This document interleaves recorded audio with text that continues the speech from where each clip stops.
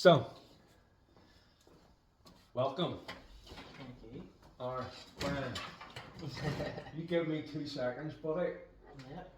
and I'm gonna get this bad boy sorted. We are officially live. So, we've been down to Bryansburg, we've had our brief. Yep. Where the fuck do we start? Where do we start, buddy? So, I've already been, I've already seen behind the curtains. And what I love about this show is I get to meet local business people who, on the surface, look like they've got it sorted. Yep. And we do, to some extent. But it didn't come easy. And it wasn't always like that. And that's what I love having real conversations about, because we all know what mental health, for men and women, but I can only speak from a man's point of view, is like at the moment. And I suppose I hate this the social media aspect of life now. I'm 43, and if I was younger, and I know my insecurities and inferiority complexes about life.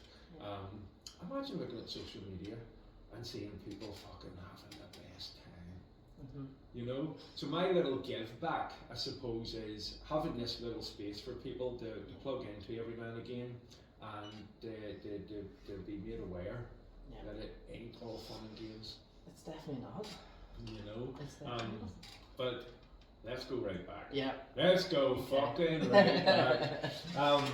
So, Art, born and raised? Not Newton, no, it's now Blahy. So South Derry, London Derry, Stroke City, Yeah. Stroke whatever you want. You say that after 3 more pints. I know. What do you call it? Blahy. So Jesus. just outside of Toom. So South Derry. So I was born and raised there up until a point, and then obviously we moved to Newton when I was about 5 or 6. Okay. So Primary school? primary school, so I think P2, Yeah. we moved up here. But it's a culture shock, going from one. Were you living out in the sticks kind Yeah, of thing? absolutely. Out in the sticks, playing Gaelic football, to Newton Straight into the hood. straight into the hood, and no Gaelic football. Do you know? So that was it. That was Hard to make friends? Yeah, it was a culture shock for sure. Yeah. But that was where life kind of started, and that was my life kind of going from there, always going from Blahy to Newton but playing sport. Yes. That was the consistent factor in my life. Sports? Playing sport. And then I kind of what stuck out about yourself for me, and I thought I'd love to hear that story, because I would have played football growing up, and then people don't mightn't realise, but you're actually Tammy's neighbour. Yes. For a long time, and Tammy Yeah. would be like talking about your football career. Yes. So where did the transition come then? Was Okay. it purely because of school? Well, yeah. So being, coming from, predominantly a very Catholic nationalist village, if you like. And sports as well. Yeah, and sports. So if I had remained there, I would have played GAA, to the top level. Absolutely. Came to Newton and then obviously played football. Yeah. That was it. So the transition came there, and from you're talking 5, 6, 7, 8.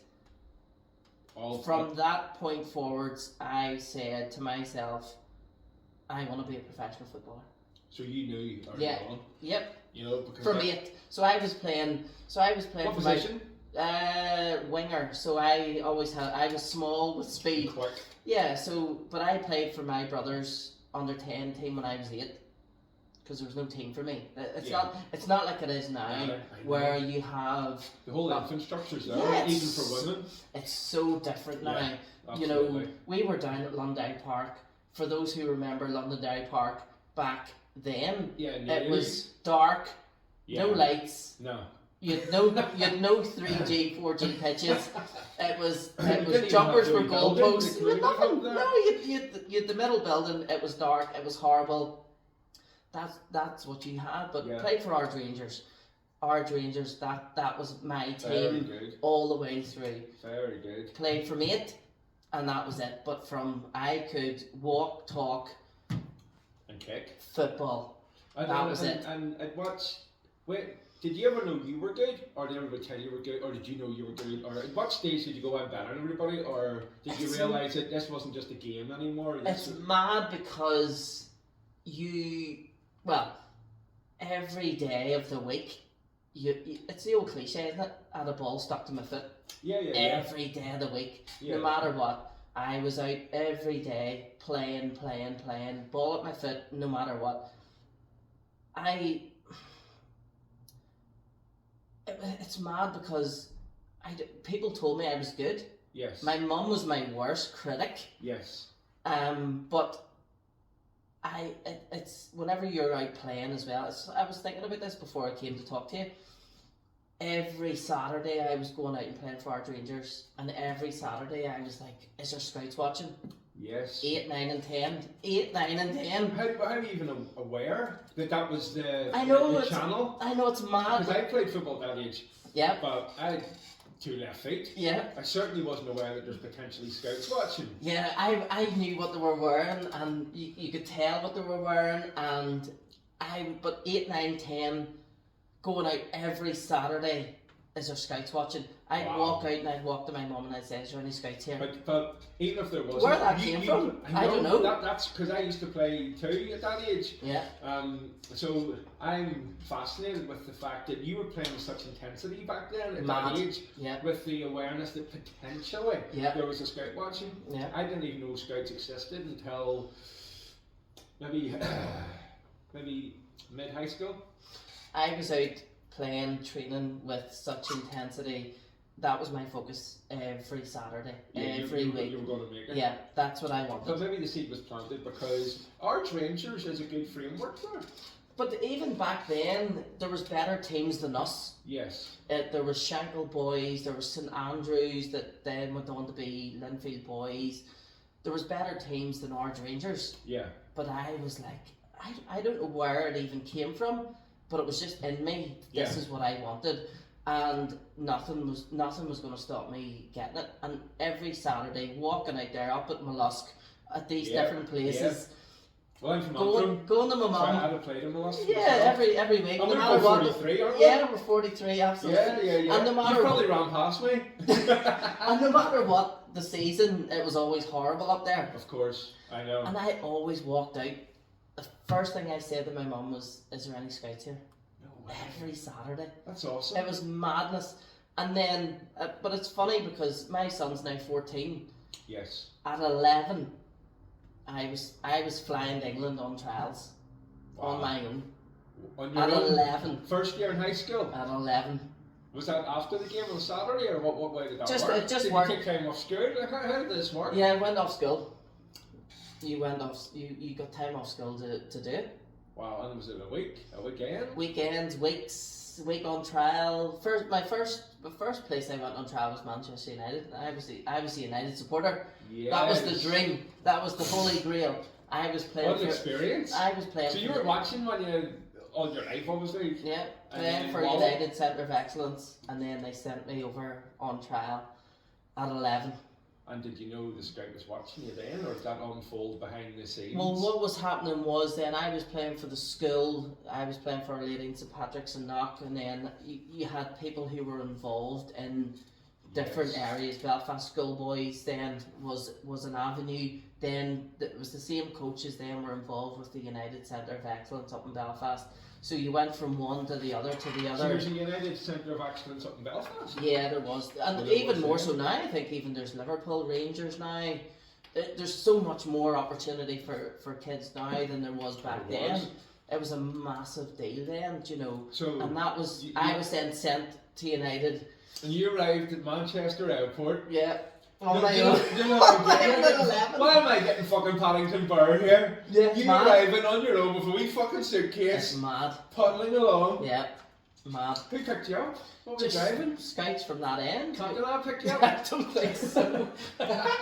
Don't think so. So how does that work? You does just someone go, pick you up someone on the picks end? you up, and then you go to a hotel, and that's you training every day. Stop it. And I was 11, a midget, But quick. but quick, playing Kinda like against Kingsley. kids that were massive, Because that's what all the Kingsley same was known age, for. all the same age. But you had black kids, Asian kids, Yeah. kids from everywhere, and Yeah. they were massive, and you're going, Jesus. what's happening here? They were going, they were going home to put the dinner on. You were thinking, check the passports, these people aren't 11. Yeah. It was fucking free- beards and all. it was I remember. crazy. I remember playing mollusk. It was And crazy. you were looking up at these people. Yeah, it was crazy. But that was it, and then, then came whilst with the ecstasy comes the agony, or agony and ecstasy. Then it comes bittersweet. you're The too sacrifice. small, you're not good enough. Yeah. At 11, to be hit with such criticism. you're saying, right, all I want to be is a professional footballer, and then you're being told you're not good enough. That's not happening. No. So that No, was not at what the we end of and the you trial. support you support And United. Or you did. You support You did until you then. support United, and they're saying to you, You're not good enough you're not for good us. enough for us. Wow. Heartbreak. And at that age, Heartbreak. did you actually comprehend that, or Yeah. did it hit you Yeah. later on in life? No, where you're like, hit you right there and right there then. and then? 'Cause No, it's so I'm not good open enough. and innocent. Not good It enough. just, Yeah. and then so was that your first trial? Yeah. So obviously you had the resilience To to keep take it going. in the fucking chin. You had to take it on the When chin. you went back, was it constructive criticism? Or It was just you're too fuck- small, you're not good enough. That's it. But did you be proactive about that? Did you Was try it- and bulk up? What? There's nothing that you can do 'Cause in you're that still growing, you're instance. still developing. Like. At 11 though, there's nothing really that you can do Wasn't it but you were a keep centre going. back? No, you You can't. were You a have, to, winger? you have to keep going, and that was it. You just keep going. Then you just kept going out, playing for your club, playing for our Rangers, and hoping again. Is there mum? Is there scouts here? Yes. Then it was sent. There was Chelsea. There was this. So then I was kicked out of the United Centre of Excellence because Chelsea sent me on trial to Chelsea. So I was kicked out of the United Centre of Excellence So, for that. so how long? You done your trials for United. Yep, They said no, yep. but they still didn't want you to go Go to elsewhere. Chelsea. Yeah, this is how it Oh, works. that's ugly. It's mad, isn't it? That's not cool. So I went to Chelsea because I was like, right, well, this is what I want. So Yeah. I went, and then you were out of that. So they dropped you. yeah, And then how did it get on with Chelsea? same. Too small. Right. Too What age were you small. then? 11. And you were on the plane on your own. Yeah. You Still arrived do the at same. what airport you arrived at, No idea. and then they picked you up. No clue. Yep. Hotel. Pick you up, hotel, Trials. trials, Push every training every day. A week. Yep. And then you sit down with who? Nobody. They just say to you So you go through home. the scout, and then they're saying, no, you're too small, not good enough, or no, we're not going to sign you. And the reality of the situation is, if you think about it, if they've said to us, you know, if we can get somebody local who's as good as you, we're not going to spend money on you coming over Investment. flights, accommodation, when we can get the same around the corner for half the price or Yeah. less. And So- that's just how, you know, even Yeah, from yeah. 11, you're it's so cutthroat. Yeah. That's how the industry, or that's how football works. Money is the Money bottom- talks, the yeah, bottom absolutely. line. But again, But as an 11-year-old, that's brutal to hear. mate, And you just keep going. So who's next? United, Chelsea. United, there was Everton, there was Chelsea, Middlesbrough, Watford. There was a whole list of these So you- clubs that you went to. I went to Middlesbrough multiple times, Yes. and then obviously then Leeds was the final one. Yeah. So I was at trials for Northern Ireland schoolboys Yes. under 15. Yeah. Played 10 minutes, threw up, had to come off. Nerves or you weren't? Don't know what happened. Sitting in the change room, and some fella was talking to me, and I was like, who the fuck is this talking to me here and annoying me? And it turned out to be the Leeds United scout. Oh. and he had just met the new youth development officer at Belfast City Airport. They said, where are we going to go? Mollusk or Sydenham? They went to Sydenham.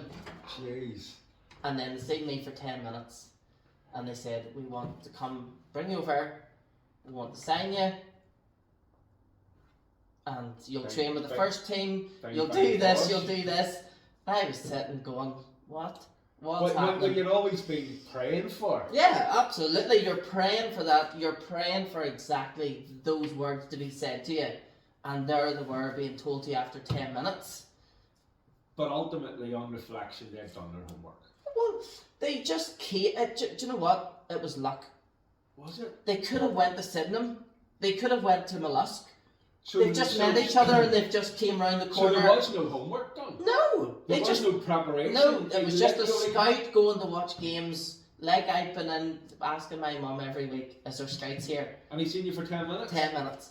Jeez. Took me over. I went to Leeds that Christmas, trained with the first team, and they offered me then what you would call an apprenticeship. Yes. And then it was a professional contract, so I was offered a 3-year professional contract and an apprenticeship in one go. Wow. Oh, and at 14. I tell you what, that must be the best 10 minutes of your career. It was unreal. It was unreal. It was like, oh my god, is this actually happening to me? And then it's like, this is all I ever wanted. Do you know? Yeah. And then you go to Leeds. The thing, what they have said has happened. Yeah. So you go, you train, you play well. Sometimes you go and try and you play shit. I know. You just these things happen. But I played well. But if you think about it, you had 5 years there of being not conditioned, but told you not good enough. Yeah. It's mad at 11, 12 and 13. But that's character building, because ultimately you fell 7 times and got a 8. Yeah. And I would believe you learned from every experience. Yeah. And you did become the package. But you kept being told how good you were. Like you going back to what you said, everybody talked about how good I was. Yeah, but that's why I asked that question, because I've not studied, but I've read enough autobiographies now about successful people, and the number one trait is we're all riddled with doubt. Yeah. And on the surface, that is, it would appear to be like a negative kind of personality trait. Yeah. But ultimately, that's where the fucking fuel comes from. Yeah. It's to prove a point. Yeah. It doesn't, and everybody has this preconception that, the process of becoming successful at something feels good. Mm-hmm. It doesn't. No. Because it's driven by heartache, not good enough. Yeah, being told you're not good enough. Being told by Man United you're not good enough, and now you're fucking team. I went around the stadium and all the pictures taken. It's like, but you're but you're shit. You're shit. And you're too small. Wow. So it's mad. It's really difficult. It's really difficult. Especially at 11. Yeah, it's madness. You imagine kids now, like they're going through like their AQE. And like my son's like 14, he couldn't get a bus from ours to Banter, you know. Different time. It's a different time. It's it mad. Really is. But I don't know if it's But you keep going. You just keep going. You have to. But a lot of people don't. No, you have to keep going. But kudos to you. You did. Yeah. You took Man United as your first trial. Yeah. Your team. And you weren't good enough. And you're thinking that's fucking resilience. And I don't believe that you can train for that. No, you can't. That's in you. No, you keep going. You keep going. You keep training. You keep playing, and you just keep turning up. And I kept asking my mum, "Is there scouts here? Is there scouts here?" Yeah. And it's that. But I remember being in the Maysfield. I went to St Finian's Primary School in Newton Ards. Yeah. We were the shittest football team in the town. Yep. 11 aside, we were shit. Yeah, but you had a good winger. 5 aside, we were unbeatable. Oh, serious? Unbeatable. We beat everybody. We got to the Northern Ireland. 5 asides. No way. We're up in the Maysfield. I was free spraying my groin. Of course you were. My mum was in the toilets giving me the big 400 milligram ibuprofens, the horse sugars. I was pumping them into me. and I would have absolutely two-footed my granny. Yeah. I was like a man possessed. But again, and we won that. We won the Northern Ireland five-a-sides for being like the same players that were shit 11 aside. yeah, you pulled the best out of the 11. And we won that tournament, and I still remember to this day. You're not allowed to five-a-side indoors to slide tackle. No. I was running about absolutely like a man possessed. Do you know what that reminds me of? Did you ever watch the England game where I think they were about to go out of the Euros or something, and Beckham was playing like a man possessed. Fucking man possessed. Yeah. And I think that was after the World Cup or something too. It was Greece. They were playing Greece and he scored the winner. Yeah. Well, was that after? Yes, that was after the World Cup. They wanted to hang him. Yeah. And it was almost like redemption. Yeah, and he scored the winner and put them through. But he almost every other player had accepted defeat. Yeah. And he was fucking driven by something. I was like a maniac. That I can see you not. I was like a maniac. Yeah. And you got your team across the finish line. A midget running about killing people. But the lion. Yes. Yeah. But that. And again, you can't teach that. No, you can't. And I don't know where. What age were you in? Primary school. P7. P7. Can't teach that. No. But even when I played tennis or Monopoly. Like you took it out competitive street. Oh my god. Yeah. The amount of times the Monopoly board flipped. Got not flipped, launched across the house. Do you know? But that was in my nature. That's in your you can't teach you were built to just that was it. You know, and I love tennis, I love playing all other sports.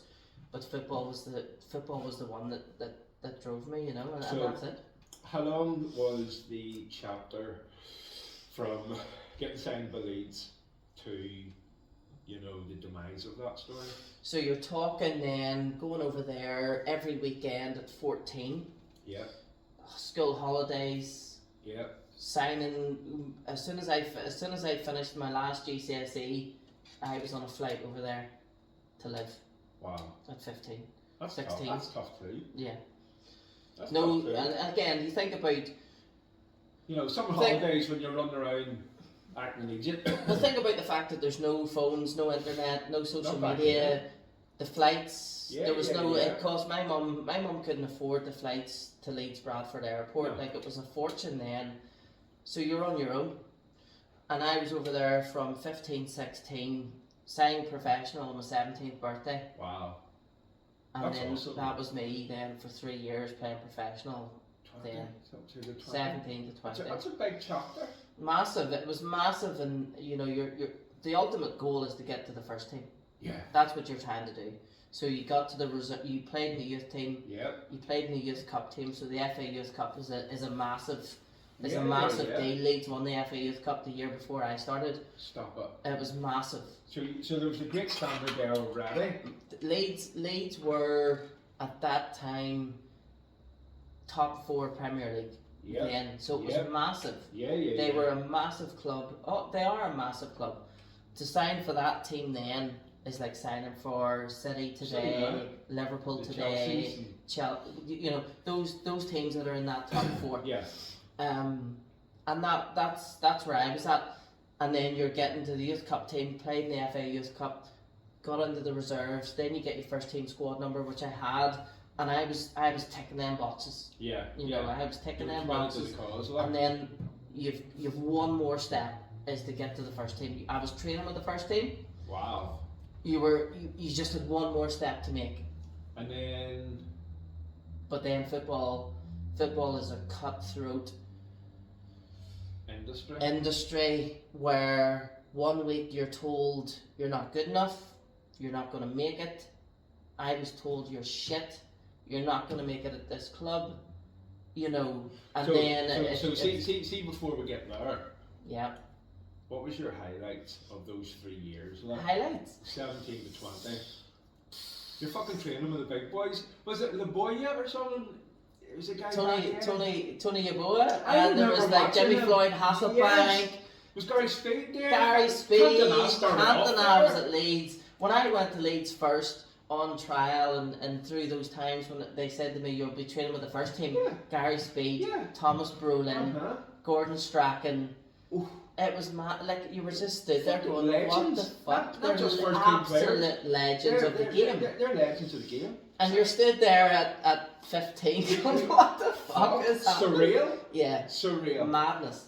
And then you are, you know, you go through that time, you're playing with a Leeds team then that got to the Champions League semi-final, so you're training with those first team.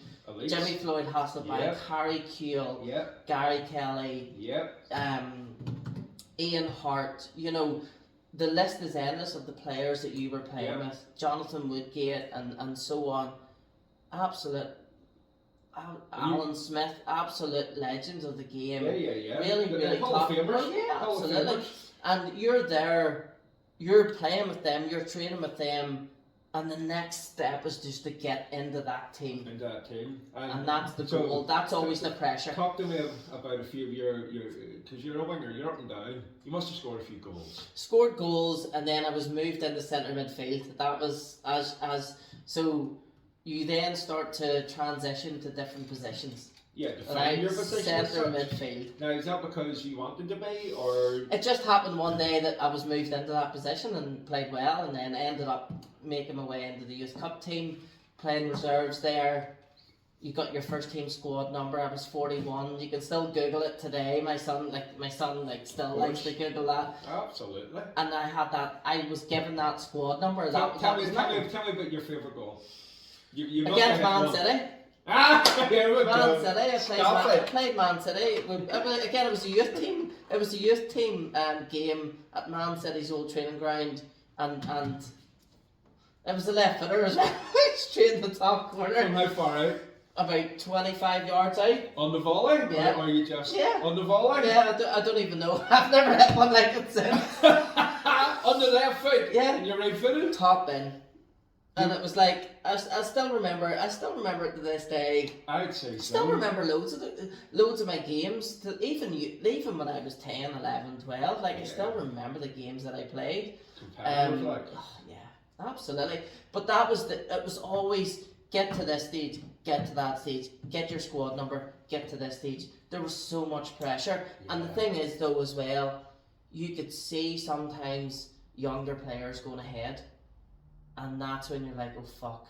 It's almost a wee bit soul destroying. Which affects your performance. Yeah, and then you're told, you know, you're not good enough to be at the club. And then you're like, fuck, do you just capitulate or do you work harder? And then you work harder, and then you're told you are going to make it here, but then yet you're still not played. It's a mind. It's a head fuck. It's really difficult to take. As a teenager, you have to have being a professional footballer is not just having the skills, the technical skills. It's having the psychological ability and the mental skills to deal with what happens day to day. Yeah, because me and Ross Porter, who was on there a few weeks back, were chatting, and he one of his sayings is faith it till you make it. And how that come up was because just what you touched on there, if it was guaranteed, you wouldn't have all that, that journey. No, you wouldn't. You wouldn't have that journey if it was guaranteed. So you gotta have some faith that all these obstacles, if you keep falling 7 times, getting up 8, you might get there. Because if you were guaranteed it, would you have that drive? No. Would it be as fun? No. Would it carve your character as much? And that's something then that when I often look back and I teach now and students say you never regret it, you never miss this, you never miss that, and it's like you always look back and you think, whilst I was technically gifted, psychologically I didn't have all the tools to deal with what you needed to be a professional footballer. It's not just being good enough. No, you have to be psychologically and mentally in a different league. But if you think about it, back then, sports psychology wasn't a big thing. No. You know, Sports science wasn't a thing. Even towards the end of my time in the year 2000, you were talking about working towards heart rate monitors, and sports science was starting to creep in. Nutrition. Even back then, look at the Arsenal of that time. It wasn't a They thing. were all fucking gambling, drinking, mad bastards. It wasn't a thing. It was a totally different time. But do you have the tools to deal with life on life's terms, so to speak? And that's a mantra for a lot of people in every day and every life. And in every industry. Yeah. And that's why whenever I've met, like even to this day, I would meet people who coached me and who were involved with football as when I was a kid, and they'll be like, "Oh, is your son the player that you were?" And and I'm like, he's not interested. And I would never. And you couldn't put a round peg into a square hole. I would never ever push anybody to go down that road, unless you have to be passionate about it. But it's not even just the passion. It's, do you have all of the tools? It's not just about being a good player. Do you have all of the tools? Yeah. Physiologically, psychologically, mentally, technically, emotionally. Yeah, do you have everything? And if you don't, you won't make it. No.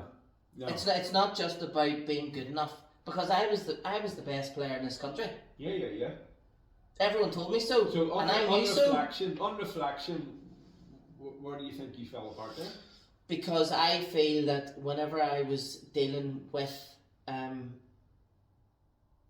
negativity, the criticism, it completely. I couldn't handle it.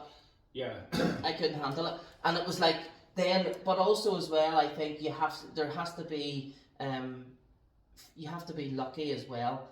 Whenever I signed for Leeds, Paul Hart then was moved on. It's the old, you're signed as a player and then the next thing the manager's gone, and then the new manager comes in. Yes. So there's a lot of that involved as well. Yeah. But also, look, you have to be technically gifted, but also psychologically and mentally in the right spot to deal with everything that comes, and you have to have a work ethic and a drive that is 100% every day of the week. Committed to the cause. Yep. And there's nothing can no excuses. Derail you. Nothing can derail you. Nothing. There's nothing. And if someone tells you you're shit one day, you just can't throw the head up for 3 weeks and go fuck it. No, because those 3 weeks you should be getting better. Yeah, you have to. So it's opposed to bouncing back. It's all of those things. You have to, and that's why. But holy fuck, does any 15-year-old have that?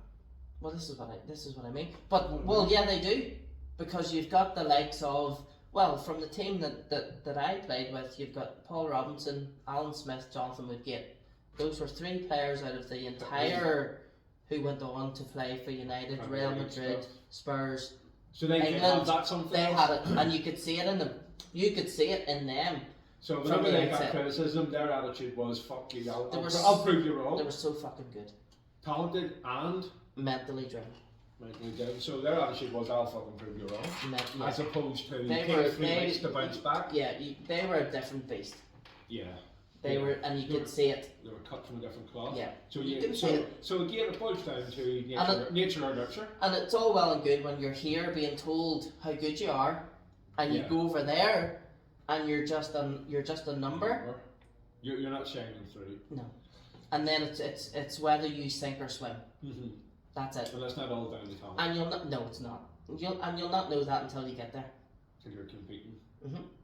Yeah. What and every Saturday, every day, you're out training. Monday, Tuesday, Wednesday, Thursday, Friday. Saturday games. That's what you're doing. You're competing every day. Then every fucking match. Yeah. Wow. And it's serious. But I tell you what, that must have set you up good and fucking well for life. You know, on Civvy Street, like. Yeah. You know. Well. Geez, whenever then you come back home, I made the decision then to come back home, because I took the decision that I said I've had enough of this. Was your contract up? No, or you still had a contract. But you I picked I was in with the manager one day, and I picked the phone up and I says, "Can I use your phone?" And he's like, "Yeah, sure." And I says, "Mum, I'll see you this afternoon. She's just like, don't you fucking There. dare come home. And I was like, I'll see you later. Bang. That was me. You come home? Yeah. What age were you? 20. And then, what was next then? Played Irish What League. did you do? Played Irish League. Had no qualifications, no nothing.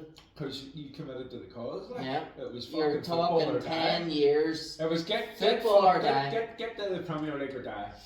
Get rich or die trying, isn't that it? Yeah, get signed or die trying. And that's you come home and you've got nothing. Deflated. Nothing. Because football was Your life. your life. And I was in a bad way. For how long? A year.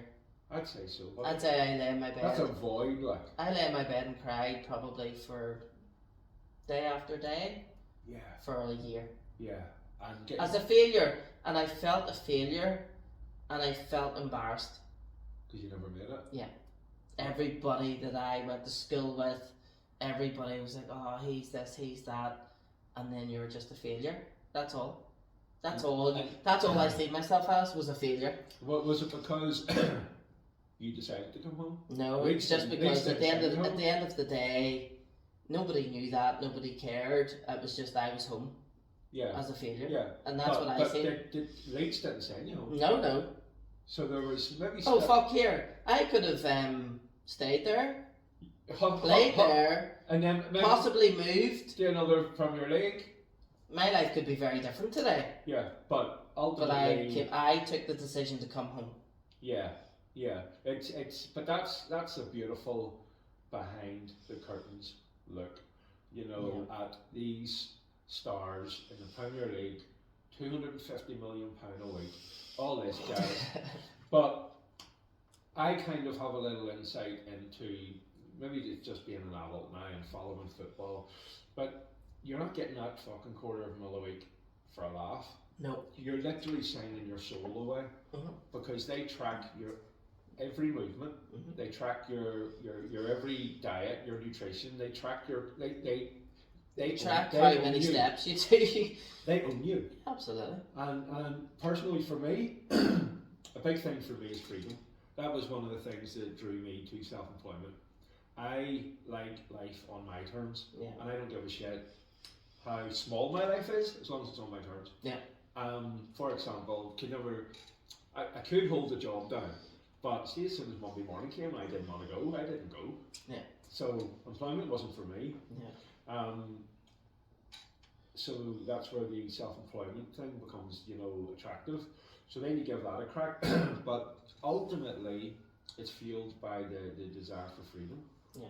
And again, I don't care what trimmings I have, what bells and whistles I have, as long as it's on my terms, my choices, and I've got freedom to fall back on. And that's very important.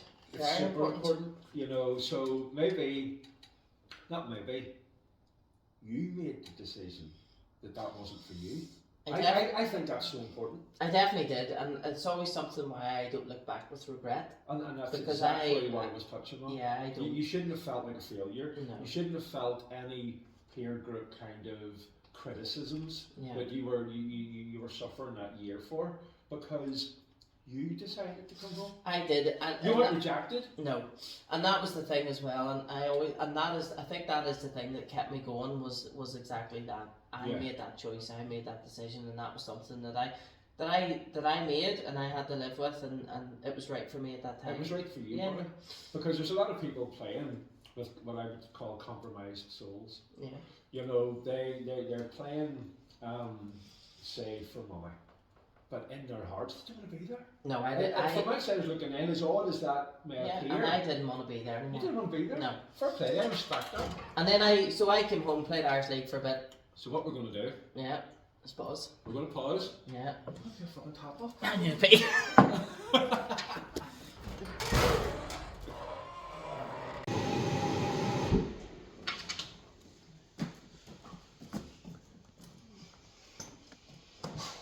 And then that's us back in the room, buddy. So, that's rocking and rolling. Yeah. We've had a wee top up, Yeah. we've had a pit stop. We wrapped up your football career. Yeah. And it was interesting what you said there, because I was curious as to how you transitioned into being you know, one of North Down's favourite physios then. Mhm. So, and what you were touching on was when you were, you know, training at all these elite Premier League football teams, you got a behind the curtains look at Yeah. the physio side of things. Yeah, so it was always something that I think as well, because whenever I've played from like 10, 11, 12, 13, 14, like I played with such intensity. I was injured all the time. Knees, ankles, groins, All of it. everything. You know. And then I spent a lot of time with physios then. And I was always interested in what they were doing. Yeah. So I had this kind of, you know, this keen interest in what are they doing? I like this. It works. Yeah, it was like, because you spent so much time with them as well, you were like, wow, this interests me. But it was like a false economy, because what they were doing then is what you would do now. You have insight. Yeah, you have insight. So what was the big thing then? Electrotherapy. Okay. Laser, interferential. Every time you went to somebody, they were sticking a machine on you that shocked the fucking shit out of you. And what like do they use that? You don't use that. Don't use it now. It doesn't do anything. So, it was funny. No names. It was funny as fuck, because I went to a certain physio and then all they used was laser. Like now? No, this was then. Yeah. So laser. So you went down. He would have put the laser pen on you. Like, where's it sore here? Yeah, this was with leads, like. No. This was when I was like 13, 14. Yes. Before I got the leads. Yes. But that was the same then. So you would have got like, where's it sore here, and they would have put the laser pen on you. Another physio you went to, he stuck the sucker cups on you and he shocked the shit out of you. No matter what the injury, you got the same treatment. You know, fucking turning up the fuck, and then that was it. I went to a guy up in the Shankill and he treated greyhounds. Okay. So he put these pads on you and ultrasound gel and moved it about and then shocked the shit out of you. And I was 13, 14, sure you knew no better. You knew no better. But I was thinking, fuck. I'm getting high-end stuff here. This is what a physio does. I want to be a physio. Yeah. So as a physio now, what's the? Is there like a what's the go-to treatment now? So it's so different now. Yeah, it's so different now being a physiotherapist, that we touched on sports science kind of entering professional football 24 years ago. Yeah. Back then it was electrotherapy, so there was laser, interferential, all these different types of electrotherapy treatment as the physiotherapy treatment of choice. Now, because there's so much evidence, so much research, it's so much different. But that's what drew me in. Yeah. I wanted to be a physio. We talked about this in terms of my, your record of achievement. Yes. Skill. Yes. That purple. We all remember that. That purple folder that had all of your achievements in it. Yeah. Well, at that stage, yours was quite glorified. Well, Professional footballer, physiotherapist. That was it. First year, that was it. And I had careers, teachers telling me, nah, you're not going to do that. You can't be that. Oh, so you got the same cycle of you'll not make it as a physiotherapist? You'll not make it as a footballer. Yeah. That was first. You definitely got that. I got that. So that was where this kind of started from, and I thought I want to use that equipment, and I want to be that guy that's helping these people come back from these injuries and using this equipment and so on, and it just goes like that. And but that's awesome. Yeah, so I came back. You didn't realise you were getting inspired at that. Yeah, I was getting inspired. You were living the dream, but getting inspired. I was getting inspired, absolutely. But then it became, so I was here 2004, I think. Now's the time. I want to be a physiotherapist. Wow. So how do I do this with no A levels? Yeah. So I had to go to local college, do an access course that had science. So I did biology, chemistry, English literature, and I had to get a certain amount of grades, a certain amount of scores, and to get to that stage, to get into Jordanstown to do a 4-year degree. And then that was me, 2005, into Jordanstown to do a physiotherapy degree, and that was me. Tick box number 2. 25? Yes. So you were kind of out of sync with the natural kind of thing there too. I was a mature student. Yeah. A mature student. And that was me in the Jordanstown then, and that was me then. But that's awesome too, because again, that's another kind of, what do you call it? Where FUPA, being a mature student and all this shit. Listen, I set myself a target. Yeah. That was it. Yeah. So I set myself a target of being a professional footballer. That was it. That was gone. I set myself a target of being a physiotherapist. Now this was the goal. This was the aim. That's what I got. And I worked towards that. So I had to get 75% in every module, every test, everything in my college to get there. Yep. Then get into Jordanstown. Did 4 years. Had to do 1,000 hours clinically in different placements. So I had to do palliative care. I had to do it was hectic. Yeah. Now Yeah. I had to do Musgrave Park. I had to do the intensive care unit at the Royal for respiratory. I had to do the stroke unit at Daisy Hill. So I had to drive there every day for 6 weeks. Yeah. That's a commitment. That's you don't get paid for that. No. You don't get paid for that. And then whenever I went into the Marie Curie, which was my last placement, one of my patients lived. That was it. Wow. In 6 weeks. So, when people are showing up, where are you now? Where are you working at the minute? So I have my own business now, so I have my own kind of clinic, if you like. I'm in Northdown Barbell Club in Newtonards. Yep.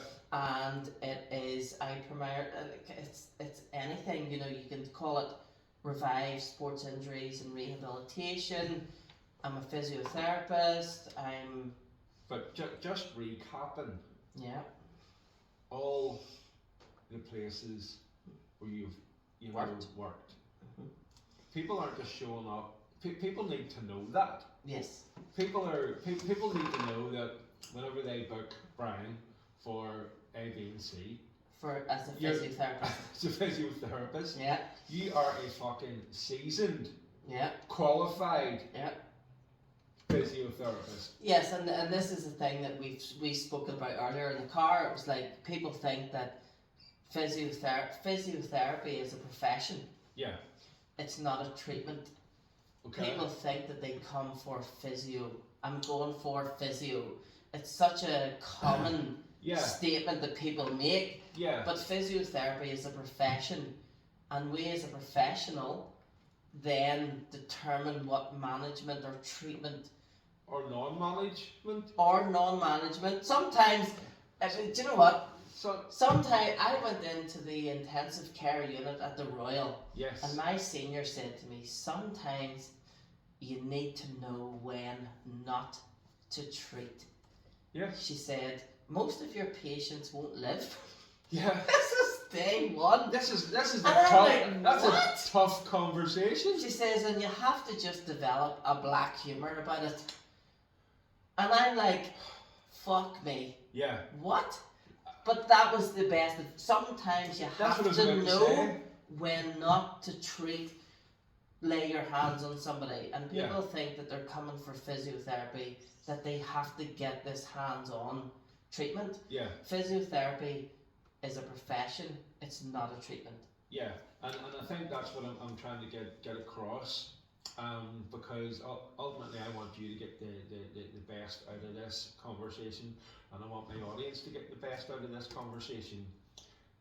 You're not just your cliche run-of-the-mill, go down for a rub. Go down for a tough rub. A rub. Because as again, sports massage, there's a belief, a conception that it has to be fucking hurt. Brutal. No, that's wrong. And here's the thing. So you can put it up and pay a couple of quid, get fucking brutalised. But I want the audience to see behind who's doing the fucking the physio here. I want them to know that Brian is your story. Yeah, so The fucking years of going to yeah, so the years of all the palliative care and the years, your 1,000 hours that you had to do. fuck me, yeah, it's like every person that comes in, you have to treat as a person, as an individual. Yeah.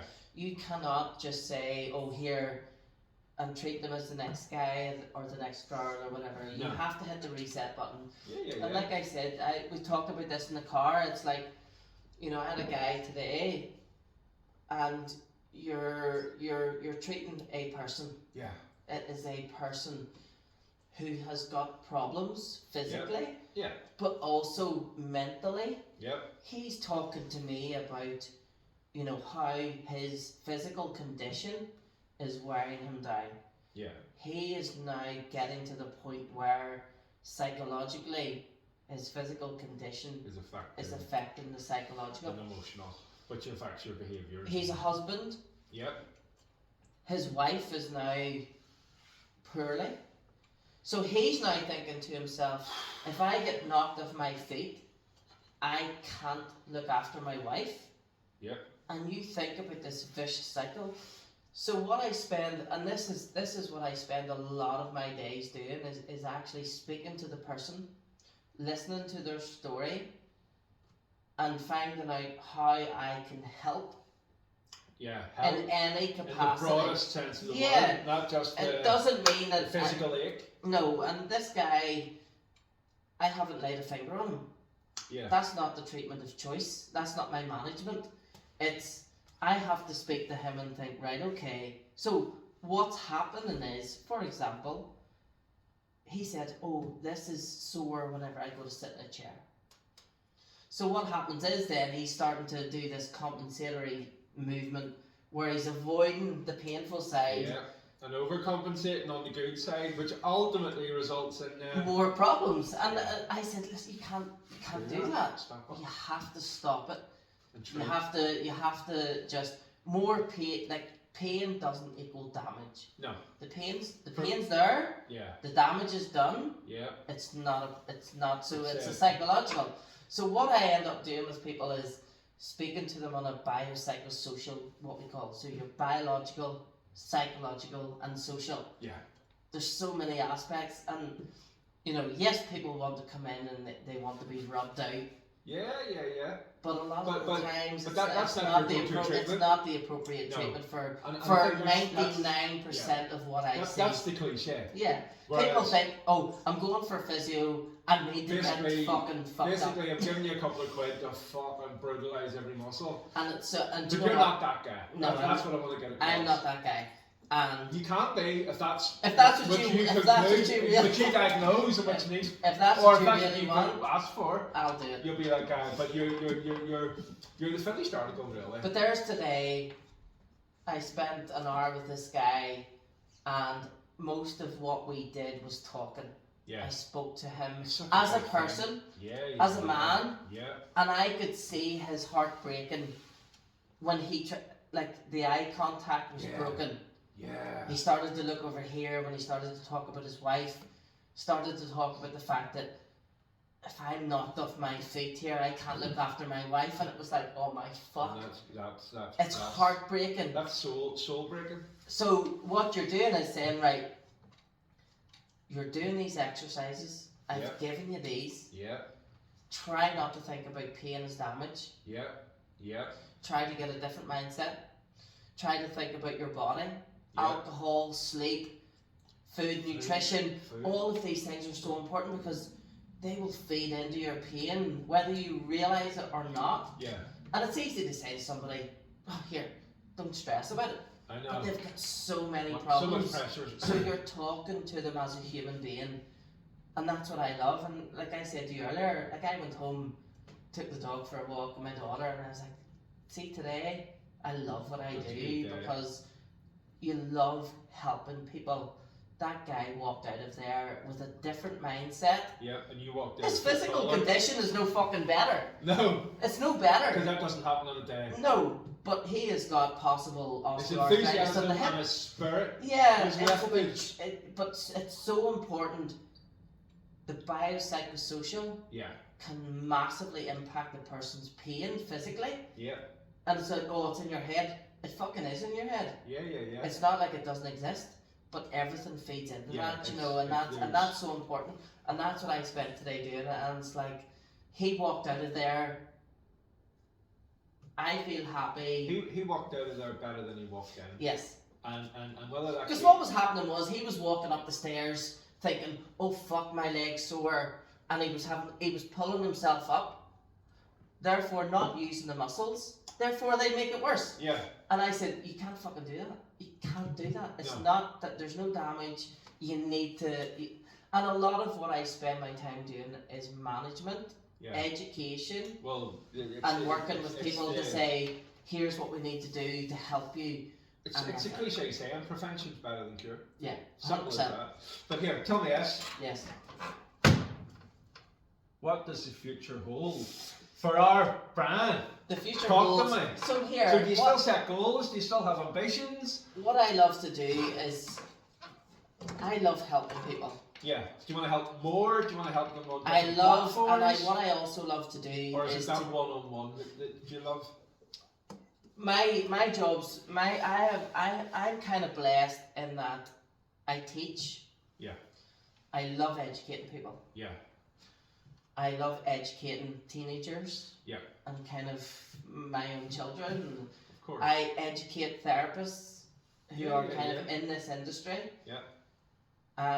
I use a lot of my own experiences and pitfalls to educate others. I teach now, and I use my own experiences to teach them to say, like, here's my experience, do with it what you will. Yeah, but this is how I solved that problem. Yeah, Well, and you know, the future for me, I think, I love helping people. Yeah. I love teaching people. Yeah. And I love educating people.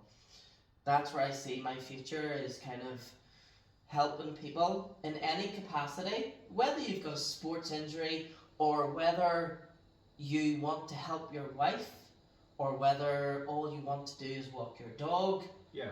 I see my role is to assist you get there. Well, And that's what I love. If you came into me and you said, Brian, I can't walk my dog anymore, help me get back to walking my dog. I listen to people's stories. What makes you tick? And I want to get you there. That's it. That's it. And if it's a therapist, I want to fill the gaps and expand your knowledge so that when people come into you, you can help them achieve that. I love it. So I love it. Just to kind of conclude that, you're kind of like the embodiment of the, what's that cliche kind of quote? If you do something you love every day, you'll never have to work. For a day in your life. What you just shared with me there, just kind of. It's that is massive. So I've went to work today. Yeah. So I went to work. Yeah. I went to see a client for 1 hour, and I walked out of there, and I love it so much. I haven't gone to work. Yeah. I've helped somebody. somebody. What is that quote? But that is, was it your man from the Beatles? If you love what you do, you'll never work a day in your life. That. See, just to wrap up our conversation, buddy. That's what you embody to me. Yeah. You know, I've never had a conversation with someone that's so passionate about their job. I love it. Yeah, and I've never been, not to say straightforward, but it was almost like you had the football career, but you decided to draw a line in the sand there. You put closure. And I haven't kicked. So to go back on that, I played Irish League. Stop that. You decided. And I have not. I'm 43 today. Yep. I haven't kicked the ball since 2002. Yeah, but you decided then. That was me. You decided. You jumped out, but you also decided to jump in. Yeah. To physical to something else. Yeah. That was my choice. And that was your choice. And I ended up teaching by accident. Yes. I'm teaching now 11 years. So I started teaching in Cirque in 2011. Yeah. I was brought in to teach a course that a physio needed to deliver. Mm-hmm. The course didn't run. That was 2011. So I went to do a PGCE because I thought, well, if I'm here I may as well. Yeah, And if here you're I gonna am. do it, And do it here right. I am still today. But that's definitely your passion, and you definitely kind of made decisions to arrive at that point, Yes. and you definitely are the embodiment of, if you love what you do, you'll never work a day in your life. Perfect. Well, we are going to conclude right Yes. there, and I'm Yes. going to thank you from the bottom of my heart, buddy, I for loved coming on. Thank We you will so much. definitely do part 2. I love it. Thank you so But much. we have had a ball, Yes. and hopefully it comes across to the audience. I hope so. And me and Brian are going to have 3, 4, 5 more pints. Thank Who knows? But you so much for having me. you're welcome, and we'll see you on the other side. Take care, everybody.